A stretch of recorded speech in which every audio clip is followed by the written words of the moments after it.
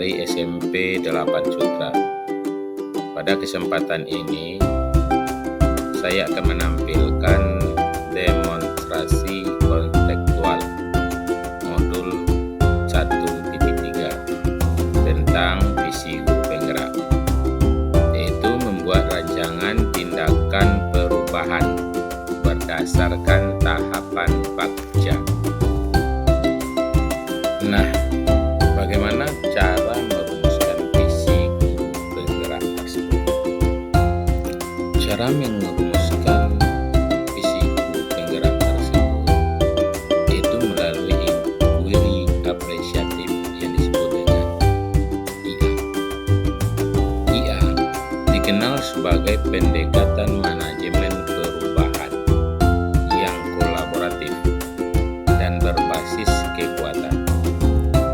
Menurut Coverider dan Whitney 2005, inquiry apresiatif adalah suatu filosofi, suatu landasan berpikir yang berfokus pada upaya kolaboratif, menemukan hal positif dalam diri seseorang, dalam suatu organisasi dan dunia di sekitarnya, baik di masa lalu, masa kini, maupun masa depan. Kemudian, cara mengidentifikasi hal baik yang telah ada di sekolah dan mencari cara bagaimana hal tersebut dapat dipertahankan dan memunculkan strategi untuk mewujudkan perubahan ke arah yang lebih baik.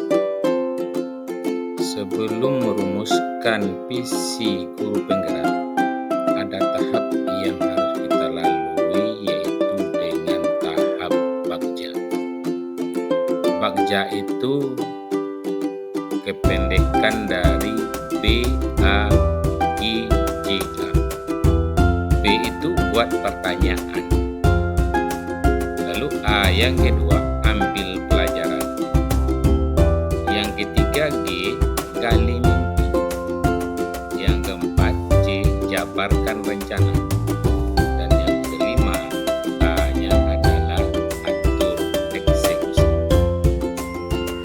Selesai melalui tahapan Bagja, saya selaku guru penggerak merumuskan visi dari guru penggerak, yaitu terwujudnya peserta didik yang berakhlak mulia, berprestasi, berkebinekaan global, dan berteknologi sesuai dengan profil pelajar Pancasila. Setelah merumuskan visi, maka dapat dipahami terwujudnya peserta didik yang berakhlak mulia, berprestasi, berkebinekaan global, dan berteknologi sesuai dengan profil pelajar Pancasila.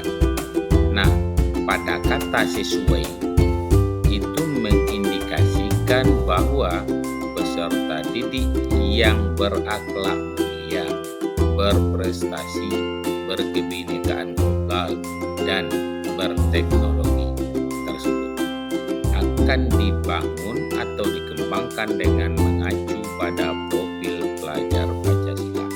Dengan kata lain, mereka akan menjadi peserta didik yang berakhlak mulia, berprestasi, berkebinekaan global, dan berteknologi dengan berpedoman kepada yang dinyatakan dalam profil pelajar Pancasila. Setelah visi dirumuskan, ada beberapa komponen tentang visi tersebut. Yang pertama, peserta didik yang berakhlak mulia. Maksudnya dan tujuannya di sini adalah peserta didik ini hendaknya mempunyai akhlak mulia. Peserta didik yang berakhlak dalam hubungannya dengan Tuhan Yang Maha Esa. Yang kedua komponennya adalah peserta didik yang berprestasi.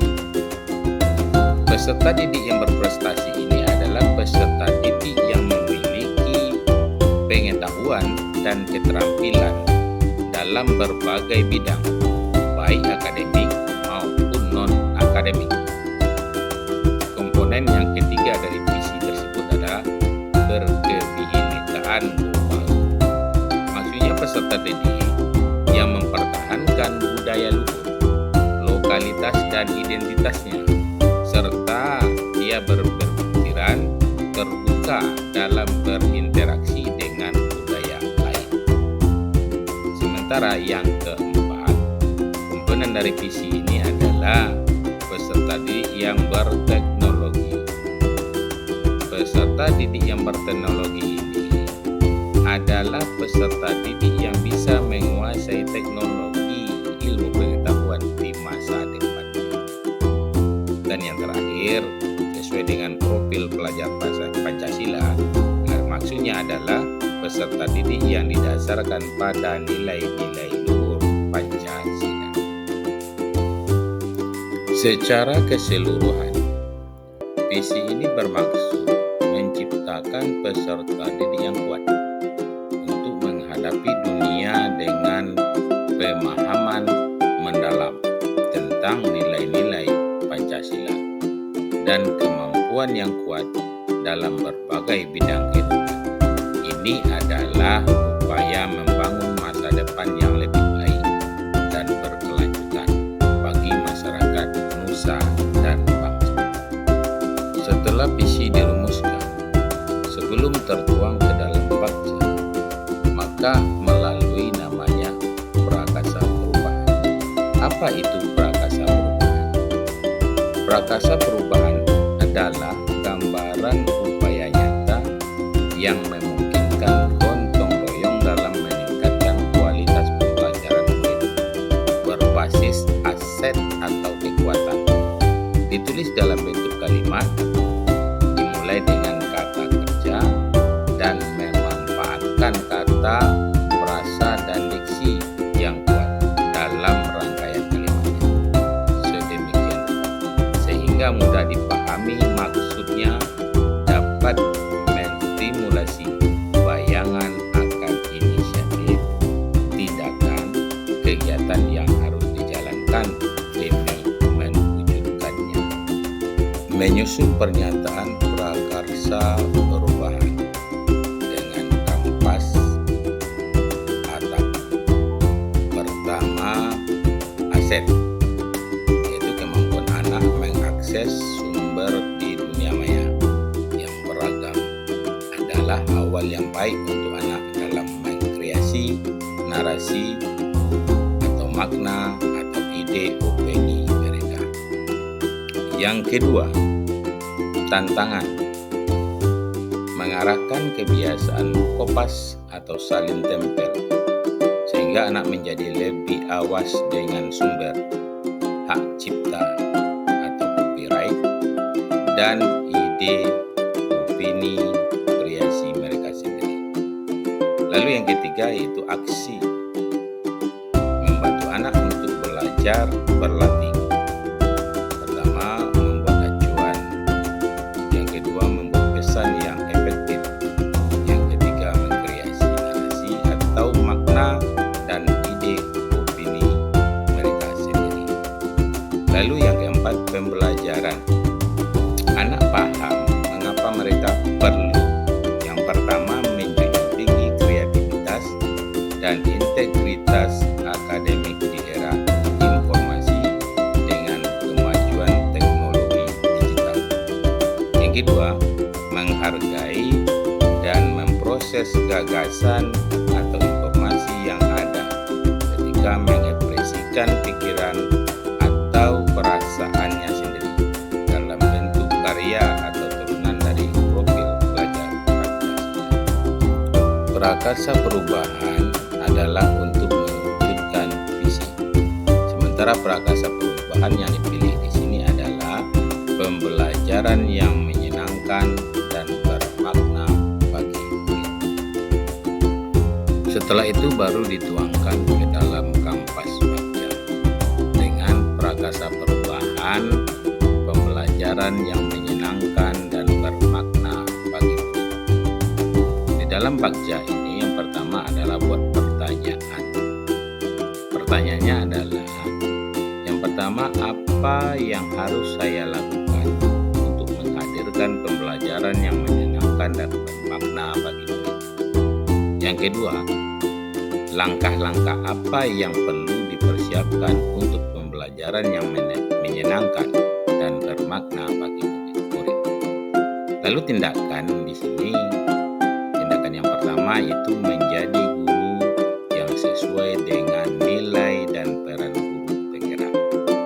Yang kedua, tindakannya adalah melaksanakan pembelajaran yang berpihak pada murid, menguasai materi, menggunakan strategi dan model pembelajaran.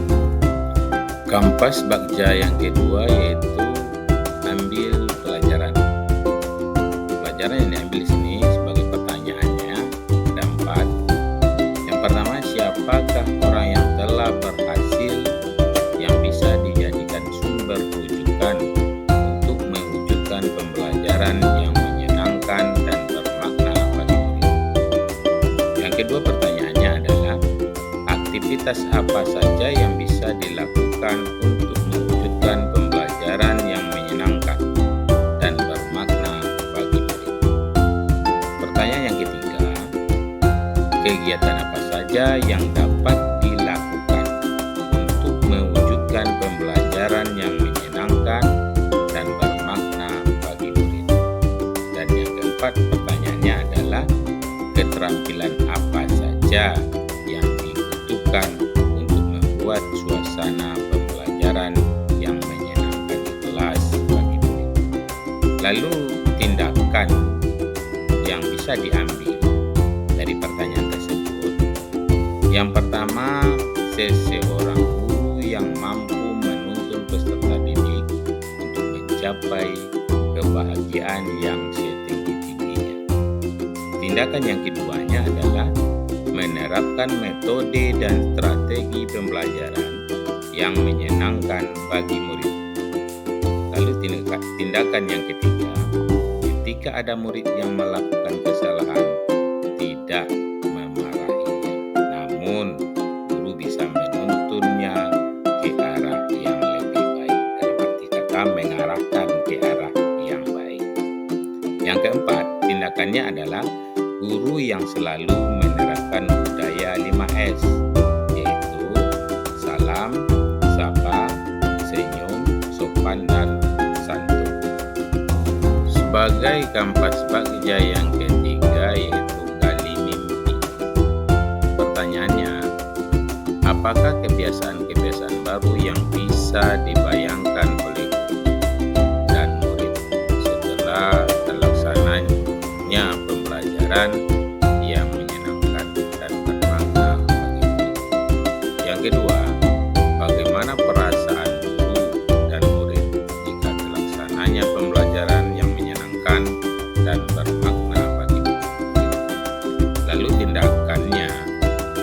Pertama, kebiasaan yang akan saya lakukan adalah pembelajaran yang profesional, yang berpihak pada murid, memberi motivasi, menguasai materi, menerapkan beberapa strategi dan model pembelajaran, selalu melakukan refleksi, mendokumentasikan kegiatan pembelajaran, dan melakukan ekspresi.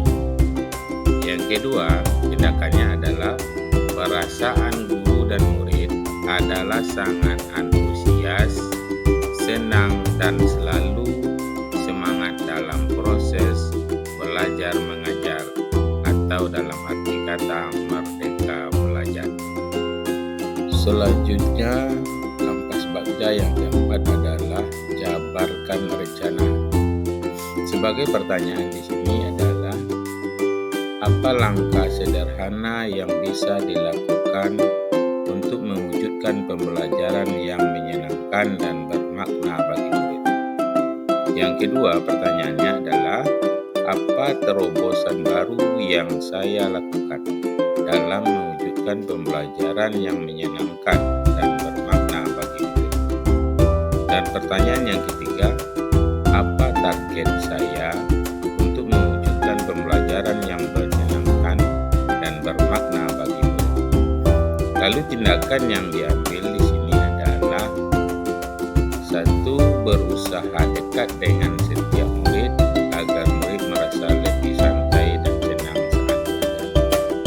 Tindakan yang kedua, mengajar sesuai dengan pemikiran Ki Hajar Dewantara. Dan yang ketiga, tindakannya adalah terjadinya perubahan karakter murid sesuai dengan profil pelajar Pancasila. Kampas Bagja yang kelima atau yang terakhir yaitu atur eksekusi. Sebagai pertanyaannya di sini, siapa yang mengarahkan dan mengevaluasi saya dalam mewujudkan pembelajaran yang menyenangkan dan bermakna bagi murid? Yang kedua, bagaimana bentuk pembelajaran yang menyenangkan dan bermakna bagi murid dapat terlaksana dengan baik? Lalu tindakan-tindakan yang bisa diambil, yang pertama mengajak kepala sekolah dan teman sejawat yang memiliki keinginan yang sama dalam menyusun program pembelajaran yang menyenangkan dan bermakna bagi murid. Yang kedua, agar terlaksananya, yang pertama melakukan pembiasaan 5S, yang kedua melaksanakan pembelajaran yang berpusat pada murid, yang ketiga memahami karakter murid, yang keempat bisa membuat bahagia murid, yang kelima menjalin hubungan komunikasi yang baik dengan semua warga sekolah. Demikianlah demonstrasi konseptual modul 1.3 tentang visi guru penggerak. Sekian dan